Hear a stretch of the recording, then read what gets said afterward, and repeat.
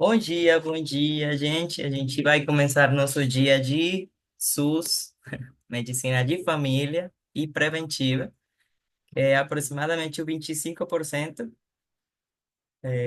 da prova do Revalida. Então, é importante, que por mais que a gente ache que não goste, a gente vai ter que gostar demais. Então, eu queria saber se vocês têm dúvidas, se vocês têm alguma dúvida com a plataforma, se vocês têm algum problema de suporte, se precisar material, não deixem de mandar mensagem, pelo amor de Deus. De Deus. Todos os que estão em vivo, todos os que vão assistir depois, a gente tem um grupo para suporte, vocês têm meu telefone, vocês têm a comunidade, que é super linda, super cara, se vocês não sabiam. Aí, se vocês quiserem aproveitar, esse é o espaço exclusivo para vocês mandar o que vocês acharem legal para os outros, para vocês comentar, para vocês ver as aulas uma e outra vez, que eu faço questão de que sempre no mesmo dia, se puder na mesma jornada, já fique a aula gravada para vocês, tá? Então, não deixem de resolver dúvidas, não deixem de falar o que tem que falar, tá? Não fiquem com medo de, que estou ansioso e não estou conseguindo estudar, tá? Vem cá e a gente vê o que está acontecendo. Porque o problema, e eu tenho certeza, e eu repito sempre, bato sempre nessa trava, que o problema não é o conteúdo médico. Senão você não seria médico e não poderia apresentar a prova, né? O problema não é conteúdo médico, o problema é como a gente tem a cabeça para apresentar a prova, tá? Então, lembrem, não hesitem qualquer coisa de perguntar, de vir, de procurar ajuda entre vocês mesmos que estão na mesma vibe. Alejandra, Martin, Julie, Juan, Bárbara, Alessandra, a doutora Maria, o doutor Elielson, o doutor Éder, todos eles, incluso dentro desse grupo, tem meus monitores também, que são do Revalida, aprovados do Revalida, então estão Wilson, Carolina, Joana, tem Santiago, se vocês têm dúvida e vocês colocam no grupo, alguém de nós vai dar um salva-vidas, tá bom? Então, vamos compartilhar aqui. É, a Carolina vocês vai conhecer no dia da cirurgia. Ela é cirurgia plástica, também aprovada do Revalida colombiano. Então, é, tem muita coisinha ali dentro do grupo. Só um instantinho que ele deu uma parada aqui.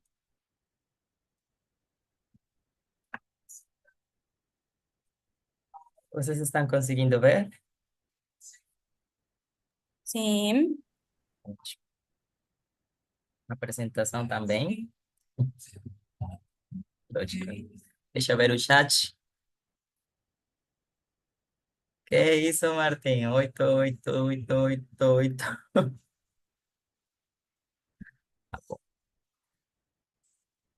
Bom dia para todos de novo. A gente vai fazer nossa revisão. Eu gosto muito desse material do SUS, né? E eu quero que vocês comecem a se autossabotar para o bem.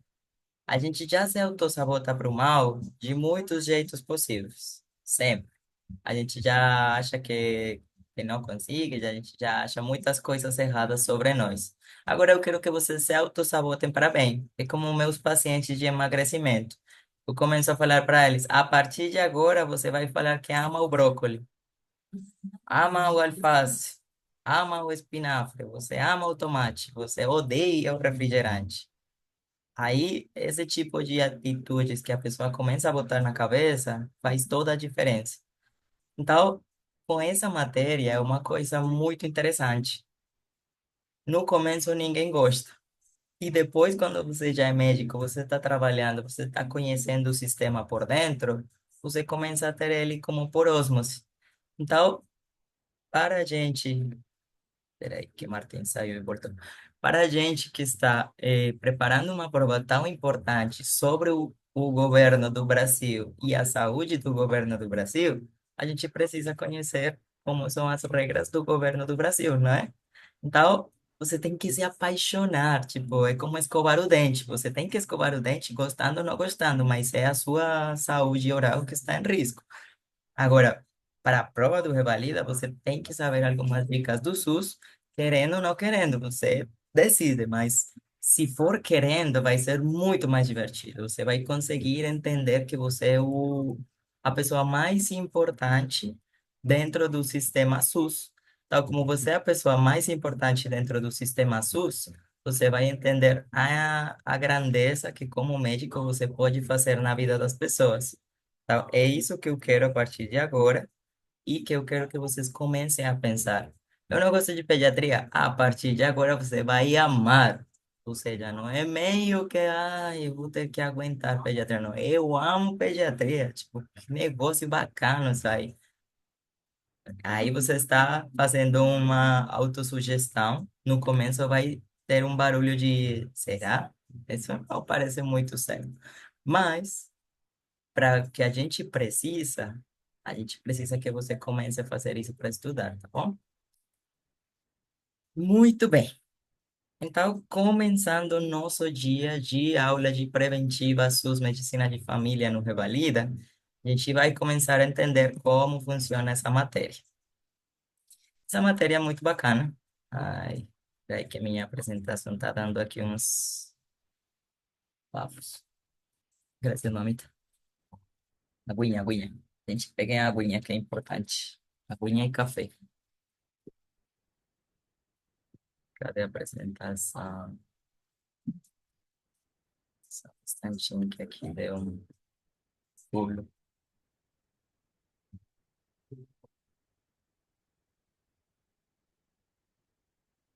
Se ele vai deixar a gente. Senão a gente compartilha no telefone.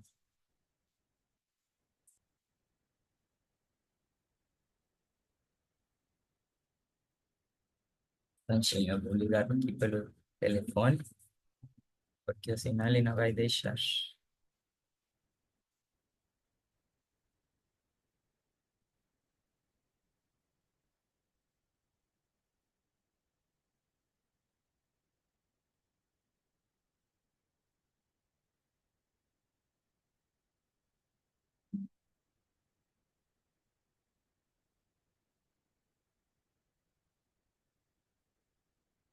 Eu estou entrando aqui também no outro lado, só para compartilhar a tela, tá?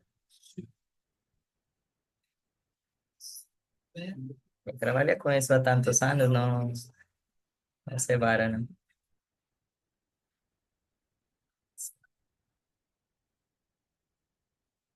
Porque meu computador já está com muita informação, aí já aconteceu com ele algumas vezes.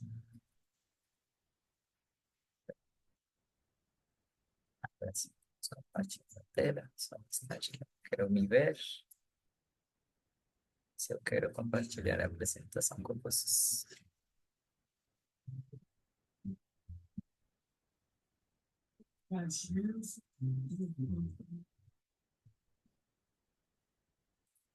Pronto. Agora sim, todos estamos conseguindo ver, né? Não, me abandone, não. Preventiva é top. Adorei, Thalita. É isso aí. Listo. Agora estamos conseguindo ver todo mundo, né? Meu telefone não dá ruim, não. Aguardo, né? Até que eu vou conectar aqui o carregador, senão ele vai fazer uma parada maluca. Prontinho. Aí, a gente, como eu falei para vocês, vamos fazer a introdução da medicina preventiva. Então, o importante, que eu já falei para você essa semana passada, mas igual eu vou repetir agora, a gente é conhecer a prova, tá? Não sei se todos vocês conseguiram ver essa aula da semana passada, mas eu sempre repito por um motivo. Esse é o calcanhar de Aquiles, né? Esse é o talão de Aquiles. Porque se vocês vai com toda a medicina do mundo, os maiores inventos, a coisa mais super, hiper, mega estruturada do mundo, e você não sabe como funciona a prova, você pode ter se preparado como um astrofísico da NASA, e não é isso que vai perguntar para você, tá bom? Então, o Revalida é um exame oficial do Brasil para que a gente possa entrar. E eu sempre falo, é a chave, é uma oportunidade, tá? com aquela briga que tem agora da revalidação simplificada, e quem sabe aqui, dentro da sala e dos que vão assistir online, é um processo muito custoso, é um processo muito caro para a gente conseguir revalidar. Então, como a gente já sabe isso, a gente não vai entrar nesse papo aí de ficar pagando muita grana, sino que a gente vai aprovar o revalida. Então, é uma via, tá? Uma possibilidade. Qual a estrutura da prova? Então, a estrutura da prova, a gente tem 100 questões objetivas, 5 questões discursivas, para um tempo total, durante o dia, de 5 horas, tá? A nota média, normalmente, ela sai no edital antes da prova, tá? Tem anos que saem em 60, tem outros anos que saem em 70 e pouco, tem outros anos que saem em 86. Qual é o cálculo? Ninguém sabe. Ninguém sabe quem é a pessoa que faz o cálculo, divide e multiplica. Não sei se divide o número de médicos e bota a pontuação. Ninguém sabe qual é esse cálculo, né? Se algum dia ele acorda e fala, ah, Deus, ilumina com um número, aí, pum, bota 63, bota 72, bota 86. Ninguém sabe. Mas o importante é que vocês vai ter 10 ou 20 pontos a mais desse ponto de corte, tá? Só visualizem, acreditem que eu estou fazendo todos os dias na minha meditação matutina uma oraçãozinha por todos vocês, tá? Eu preciso que vocês também ajudem aí. A estatística da prova fala que a clínica médica é 32% de todas as questões, que medicina de família e comunidade, o SUS, é 22%, que a ginecobstetrícia está em 17%, pediatria um 15% e cirurgia geral vai envolver o 14%.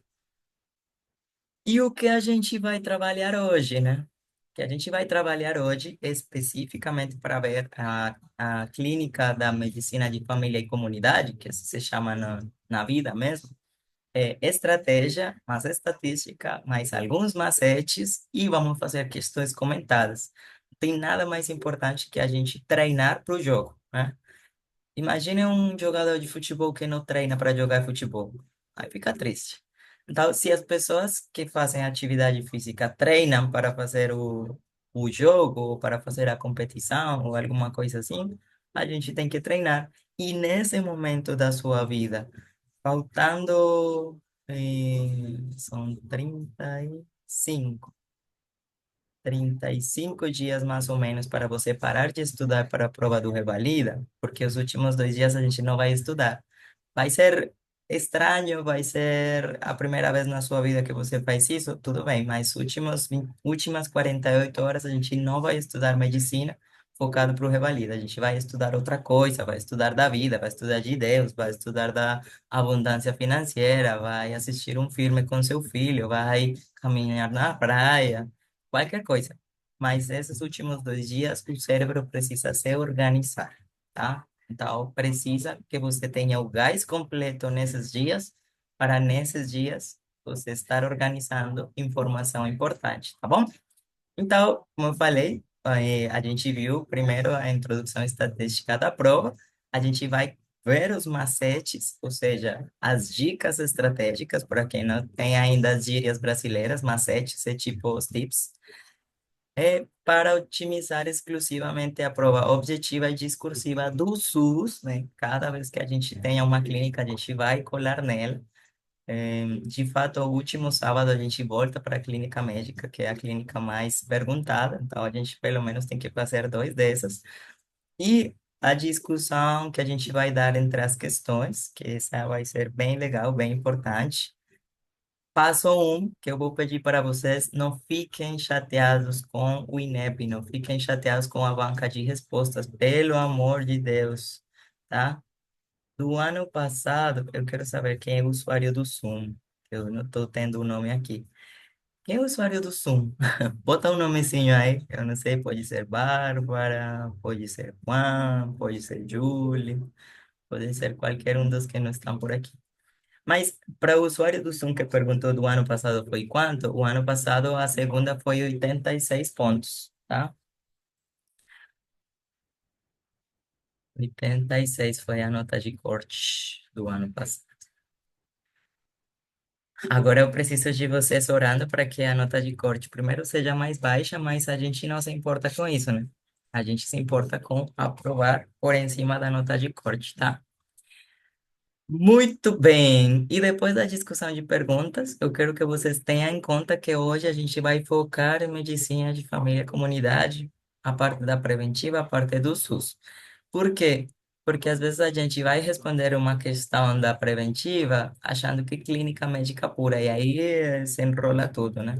Então, sempre ler a questão, sempre ver as opções, e a gente vai destrinchar esse negócio hoje.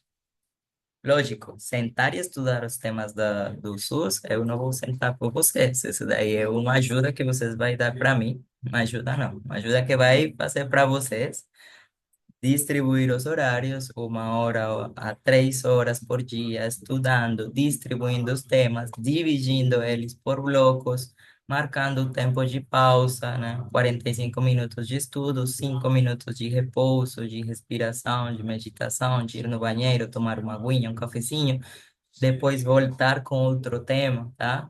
O método é claro, o método de estudo é claro, e eu peço para quem não assistiu, volta lá na parte de método de estudo para poder ter essas dicas importantes. Não adianta você ficar 3 horas lendo o mesmo capítulo do livro, lendo outro capítulo da mesma área ou do mesmo tema. O cérebro vai cansar. Nosso cérebro é criança sempre. Você já viu uma criança jogando a mesma coisa há mais de 2 horas? Eu não. Por mais que ele goste, não vai. Meia hora, 45 minutos, ele já está trocando ou do amiguinho, ou do pai, ou do jogo. Então, o nosso cérebro é assim, ele ensina muito claro isso, tá bom? Então, o que as estatísticas das provas antigas falaram para a gente? O que as estatísticas das provas antigas ensinaram para a gente foi que 20 a 25% da prova, né, incluso as perguntas da clínica médica, elas envolvem a parte do SUS, da medicina preventiva e da medicina de família e comunidade, que são questões frequentemente que combinam aspectos técnicos e éticos, né? Sempre lembrem dos princípios da bioética, tá? Pegadinhas são comuns, né? Especialmente em protocolos e políticas públicas. Palavras quais sempre, nunca, todos, ninguém. Essas coisas daí não aplicam para a medicina, porque sempre, nunca, todos, ninguém é falso. Até falar que todos vamos morrer é falso, porque senão Jesus Cristo não teria ressuscitado. Então, na medicina esse negócio não existe, tá? Sempre, nunca, todos, ninguém não funciona. O que que isso significa para a gente, né? Significa que a gente está precisando mais um método, né? Que o método que a gente vai começar a ver a partir de agora. Eu esqueço que eu estou apresentando também. Então, a gente vai ver agora as dicas e estratégias que vai nos ajudar para responder essa prova mesmo, na área das questões de clínica médica. Eu sou apaixonada pelo cérebro, então vocês vão ver o cérebro enquanto lugar você se imaginar. De fato, o logo da minha empresa é um cérebro há 5 anos. Então, por quê? Que não tem nada mais importante que você alinhar seu pensamento, o método de estudo, a neuroplasticidade e depois vem o que for. A medicina, sua vida familiar, sua vida, o que for, tá? Então, por isso eu gosto do bonequinho. Então, possivelmente vocês já conheceram um elefante que é respirar fundo. Se não conheceram, de fato, eu vou mandar para vocês o Dumbinho. E o mais importante é nutrir esse cérebro com alimentação, com boa respiração, com um bom padrão de sono. Eu sei que é um tempo muito estressante para eu estar falando essas coisas, mas só acreditar e fazer e vocês vão ver a diferença, tá? Por exemplo, eu tenho uma médica que todos os dias acorda às 4:30 da manhã para estudar. Aprendeu na faculdade e agora isso faz uma mudança significativa na vida dela, né? E não falo só por mim, estou falando de verdade, é um caso da vida real que estuda aqui com vocês todos os dias. Então, essas aparentemente pequenas mudanças vai fazer toda a diferença.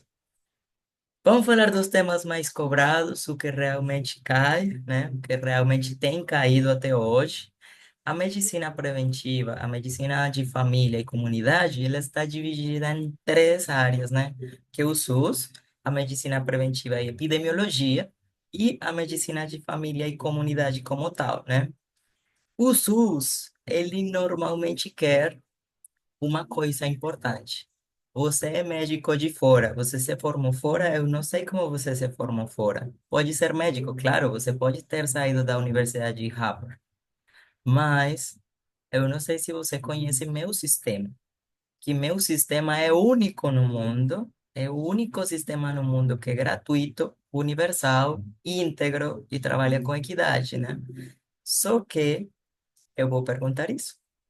Que se você não conhece meu sistema, como você vai trabalhar com meus pacientes, com meus habitantes, que são a coisa mais importante para um governo? Vamos acreditar nisso. Mas a coisa mais importante para um governo são suas pessoas e as pessoas que estão dentro do seu território. Então, tem algumas políticas públicas no Brasil que, sim ou sim, a gente tem que conhecer. Como a doutora Thalita falou, é uma coisa muito legal. E é tão legal que eu comparava o sistema do SUS quando eu estava estudando e o sistema de saúde do meu país, que é Colômbia, orgulhosamente, e o sistema de saúde dos Estados Unidos, o sistema de saúde da Itália, vocês já não têm tempo para fazer isso, não, tá? Não vai fazer isso. E o sistema do Brasil é o único que a porta de entrada é gratuita para todo mundo. Todo mundo. Se você traz seu pai para fazer férias aqui no Rio de Janeiro, ele, a partir que desce do avião no aeroporto, ele está coberto. Está coberto para quê? Para emergência, claro, para coisas que botam em risco a vida dele, para acidentes, para apendicite, né? Eu já tive casos de amigos que vieram de passeio, fizeram uma apendicite aqui, foram para o hospital público, operaram, saíram com antibiótico, entregaram todo, e quando saíram, foram perguntar na recepção quanto era, né? Porque no meu país esse negócio tem uma coisa que chama copago. Foram perguntar e a pessoa ficou meio, quanto é de quê? O Sistema Único de Saúde é um milagre no mundo. É gratuito, gente. Tudo é gratuito. Nenhuma instituição pública pode cobrar R$ 1 para ninguém, tá? Bem lógico, vem um sistema complementar, que vocês vão ver depois, ou vocês vão ficar envolvidos nessa, né? Eu sou ortopedista, eu tenho procedimentos na clínica, aí eu tive que conhecer da lista do TUS, os procedimentos que são cobertos pelo sistema, tá? Isso é outra coisa. Mas é muito importante. Essa é a lei. Tem um campo de futebol, não tem? O campo de futebol tem umas linhas branquinhas. Se a bola sai daí, a gente não pode jogar mais. O nosso SUS, a nossa medicina preventiva, o nosso sistema de regras para a medicina do Brasil, tá aí. É tão assim que se vocês não precisassem no CRM para trabalhar como médicos, vocês não estariam hoje aqui, não teriam se inscrito para uma prova. Então, essas linhas brancas são exatamente o que está traçado dentro do sistema, tá? Então, o SUS, ele vai ser cobrado princípios e diretrizes, né? Bate muito na trava de cobrar universalidade, integridade e equidade. Essa daí cai muito, só que de várias formas. Então, uma vez pergunta a universalidade, outra vez pergunta a integridade, outra vez pergunta a equidade, outra vez perguntam todos juntos. Mas essa parte de princípios e diretrizes sempre cai. Até hoje sempre caiu. Se no primeiro semestre desse ano não cair, tá tudo bem. Mas até hoje dos temas mais cobrados do SUS foram princípios e diretrizes do SUS. Aí vem o nível de atenção, né? O que tem dentro do nível de atenção primária, o que tem dentro do nível de atenção secundária, o que tem no nível de atenção terciária, tá? Quais são as estratégias de saúde de família, que é ECF, que vocês podem achar a sigla dentro da pergunta. E normalmente não, normalmente está escrito tudo. Só que como a gente lê rápido, estratégia de saúde de família, a gente acha que é um encabeçado da pergunta, mas não é. Isso é um programa como tal. E as portas de atenção primária. Então, se é uma UPA, se é uma clínica de família, se é o hospital de entrada de emergência, a gente tem que ver qual é a porta de entrada ao sistema. E as linhas de cuidado, as redes de atenção à saúde. Esses quatro temas são os que mais têm caído. Estava dando clique no computador. Ai, meu Deus. Aí, bem. a parte dos temas mais cobrados na parte da medicina preventiva e epidemiologia, né? Que eu falei para vocês, preventiva não é só o SUS, preventiva não é só medicina preventiva, tá bom? Eu quero que isso grude na cabeça. A prevenção primária, secundária, terciária e quaternária. Essas duas coisas, quando a gente está estudando, a gente normalmente mistura tudo, faz um bolo com tudo e fica confuso. Não, a parte de níveis de atenção é uma coisa, níveis de atenção primária, secundária e terciária. Agora, a prevenção primária, secundária, terciária e quaternária tem caído muito. Incluso eu trouxe uma pergunta de discursiva hoje, que foi sobre prevenção quaternária. Então, a parte da prevenção primária, secundária, terciária, tenha sempre sublinhado quais são os pontos-chave para você identificar se isso é primário, secundário, terciário ou quaternário. Indicadores de saúde, se é um epidemiólogo, se é um estatista que está por trás fazendo as questões, eles adoram indicadores de saúde, mas não tanto pela numeração, não tanto porque seja números, é porque isso daí tem uma pontuação na OMS e nos protocolos mundiais, né? Então, indicadores de saúde, taxas de mortalidade, taxas de morbidade, DALI, QALY, esse tipo de coisas a gente normalmente vai pegando os macetes, tá? Como é, por exemplo, sensibilidade e especificidade, que nos testes diagnósticos, que é importante, vigilância epidemiológica, sempre cai alguma coisa de notificação. Notificação não é nada mais que o médico que está em frente do paciente vendo que tem um risco para a comunidade, você não vai notificar, tem que notificar para alguém, para a polícia, para uma mulher que foi estuprada na rua, você não vai notificar? Para alguém, para a polícia, para o gerente do hospital, para alguém, você vai falar, cara, essa mulher precisa ajuda, precisa suporte judicial, e o médico não tem. Então, se o médico não tem as ferramentas para deter um coqueluche, para deter um sarampo, para deter um estupro, para um HIV, uma raiva, uma picadura de escorpião, né? A gente não sabe se está sendo infestado por escorpião. Então, fica de olho, você simplesmente tem que entender por que você tem que notificar esse negócio. Imagina, de repente, na UTI que você trabalha, 5 mortos por Covid em pacientes vacinados. Caraca, alguma coisa está acontecendo, né? Então, tem que entender quais são as doenças que são para notificar agora, porque senão a gente vai levar uma infestação nacional, ou quais são as doenças que podem dar mais de 48 horas para a gente notificar, mas ainda assim são de notificação, tá bom? E eu acho que eu vou continuar dando a setinha do computador. E na parte da medicina de família e comunidade, eu quero que vocês lembrem da abordagem centrada na pessoa, né? Sempre ele vai ser centrado na pessoa e não nos exames, não na parte financeira, mas ainda assim, sempre tenta poupar o recurso do sistema.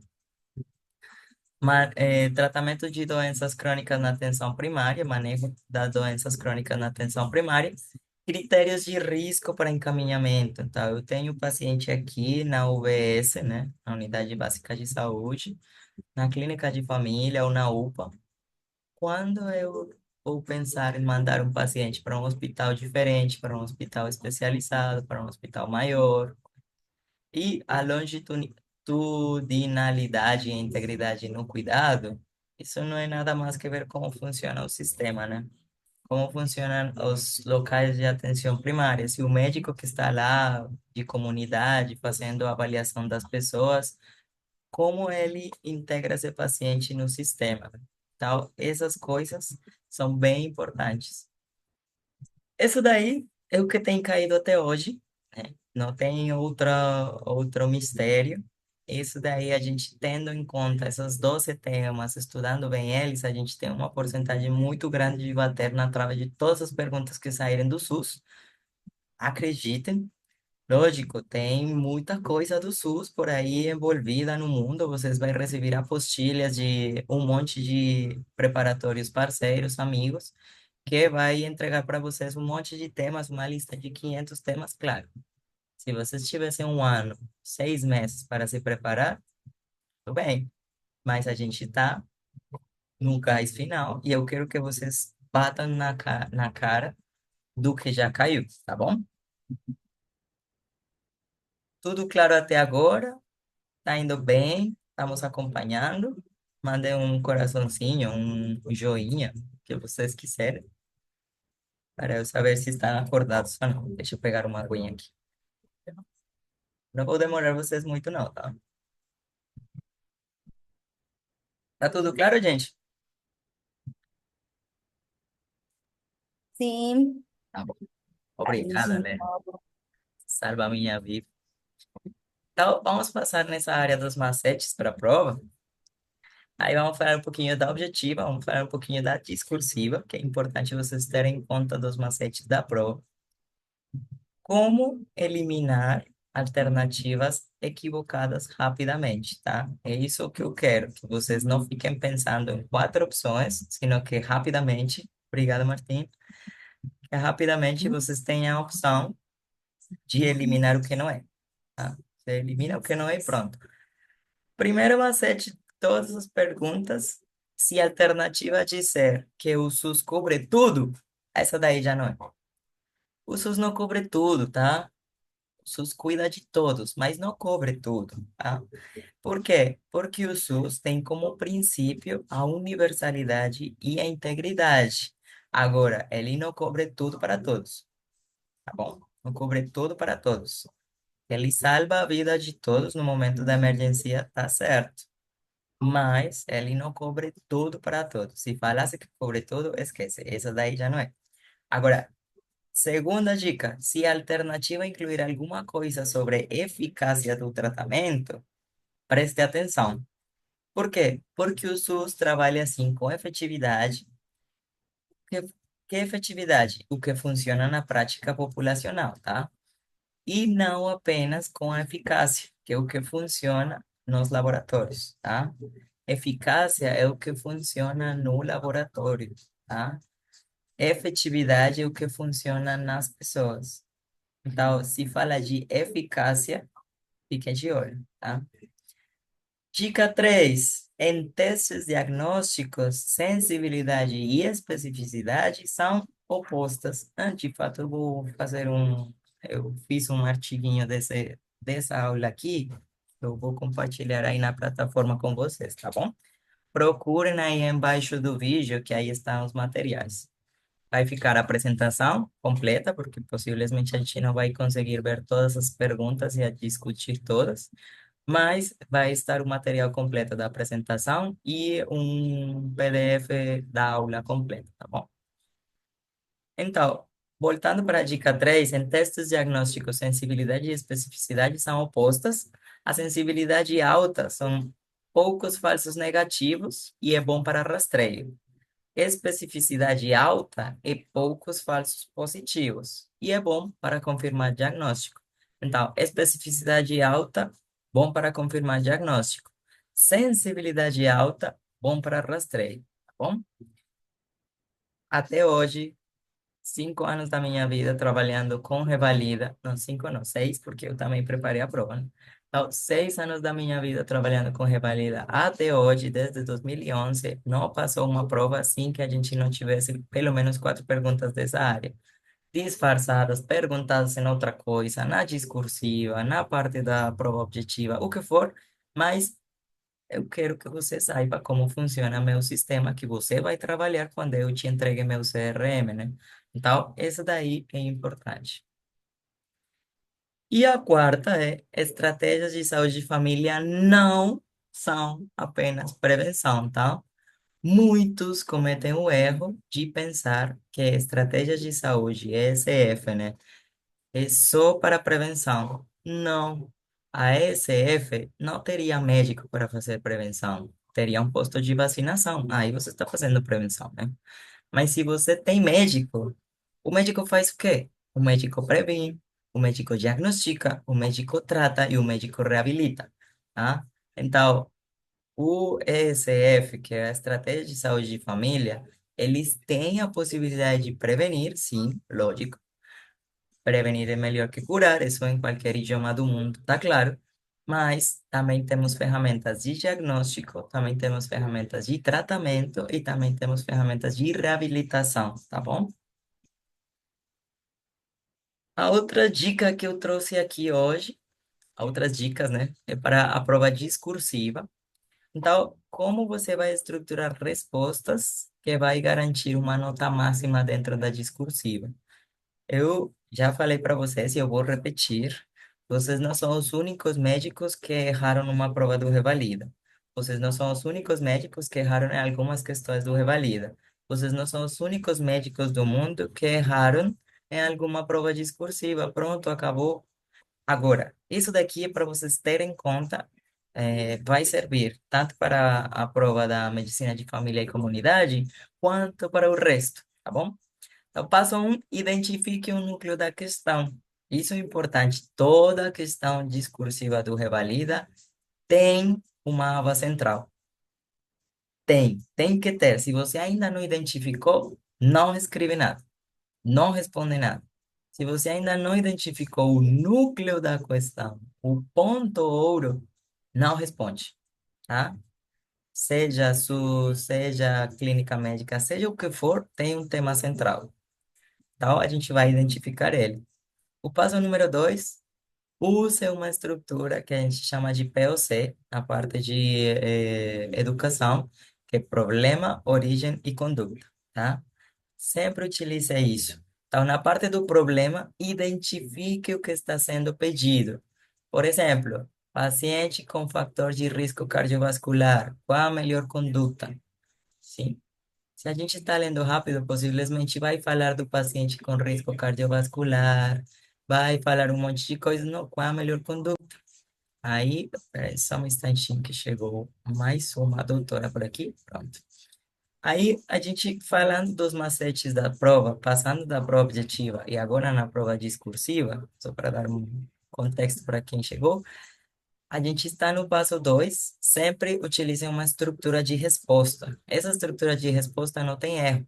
Por quê? Porque você vai ser claro, vai ser conciso, você vai utilizar o diagnóstico do problema, então você já está indo no tema central, você está indo na parte de origem e você está indo na melhor conduta para você nesse ponto, tá? Na parte do origem, cite conceitos do SUS, né? Ou alguma diretriz médica.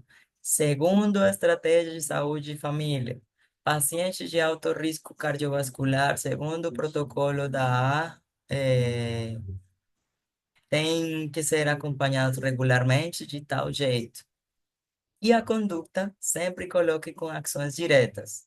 O paciente tem que iniciar tratamento com X coisa, modificação de estilo de vida, nutricionista, vamos fazer controle pressórico mensal, ele precisa ser encaminhado para um nível secundário de atendimento, ou ele precisa ser encaminhado para estratégias de saúde, né, e família, qualquer coisa.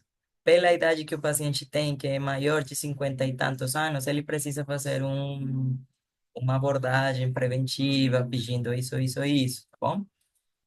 E no passo 3 não perca pontos por falta de justificativa. Sempre justifique a resposta com base nas diretrizes do SUS.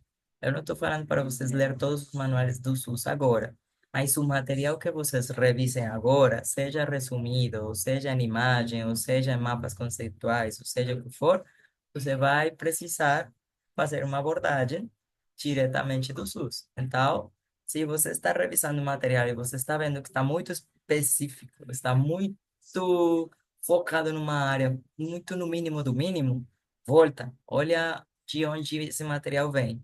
Diretrizes do SUS, dá uma revisada. Não vem das diretrizes do SUS, deixa essa coisa específica para quando você for especialista, tá? Agora a gente está no modo SUS, modo Sistema Único de Saúde do Brasil, que a gente ama, adora, encanta com ele. A gente quer trabalhar para ele, a gente quer trabalhar para essas pessoas, para esses 211 milhões de pessoas que você quer trabalhar, tá ótimo, então a gente vai fazer. E quatro, atenção à redação, pelo amor de Deus, tá? Mas as pessoas que somos latinas, a gente tende muito a escrever em espanhol. Então, peguem atenção na redação. Frases curtas e diretas funcionam melhor do que fazer uma respostão e depois no seu recurso você fala, não, é que eu falei. Nossa, está tudo confuso, tudo extenso.